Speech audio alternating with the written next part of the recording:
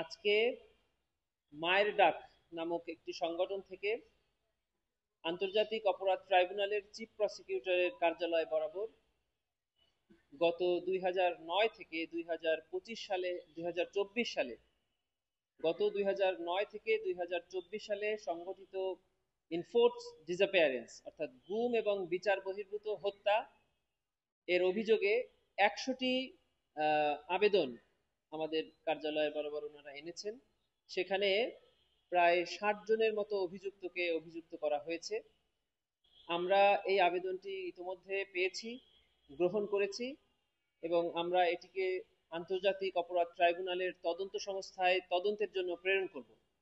আপনারা জানেন ইতিমধ্যে আন্তর্জাতিক অপরাধ ট্রাইব্যুনালের একটি মিসসেলেনিয়াস কেসের মাধ্যমে গুমের তদন্তের কার্যক্রম এবং বেশ কিছু আসামিকে গ্রেফতারের জন্য ওয়ারেন্ট অফ অ্যারেস্ট জারি করা হয়েছে।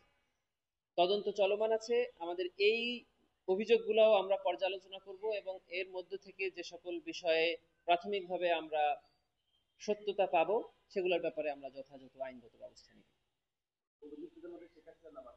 না, এটা তো বলা ঠিক হবে না। অভিযুক্তদের নাম আমরা বলছি না, এক্সাক্ট বলা কঠিন, শতাধিক। আর এটা ধরলে তো অনেক হয়ে যায়, এর আগেই তো প্রায় 100 মতো আসছে।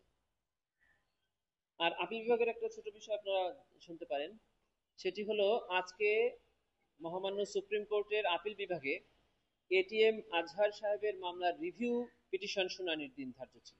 আপনারা জানেন এই মামলাটি এটিএম আজহারুল ইসলাম বনাম চিফ প্রসিকিউটর অর্থাৎ চিফ প্রসিকিউটর কার্যালয়ের পক্ষ থেকে আমরা হিয়ারিং এ উপস্থিত ছিলাম।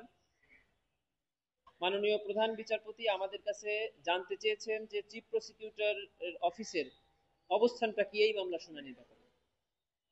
আমি জানিয়েছি যে এটিএম আজহার সাহেবের আইনজীবীরা মেইনলি একটি পয়েন্টে ফোকাস করেছেন, সেটি হলো আন্তর্জাতিক আইন এই ট্রাইব্যুনালে প্রযোজ্য কি নয়। মানবতা বিরোধী অপরাধ বা জেনোসাইড প্রমাণ করার ক্ষেত্রে সিস্টেমেটিক অ্যান্ড ওয়াইড স্প্রেড এই শব্দ দুটি প্রযোজ্য কি নয়।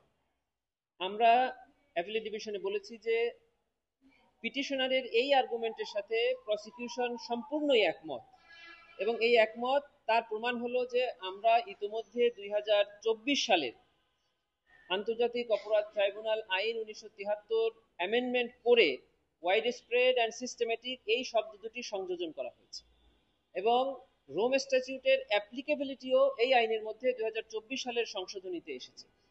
অতএব আমরা আন্তর্জাতিক আইনের প্রযোজ্যতার ক্ষেত্রে সম্পূর্ণ একমত পোষণ করেছি, যে কারণেই রাষ্ট্র এবং সরকার এই আইনের সংশোধন করে আন্তর্জাতিক আইনের প্রয়োগকে সংযোজিত করেছে।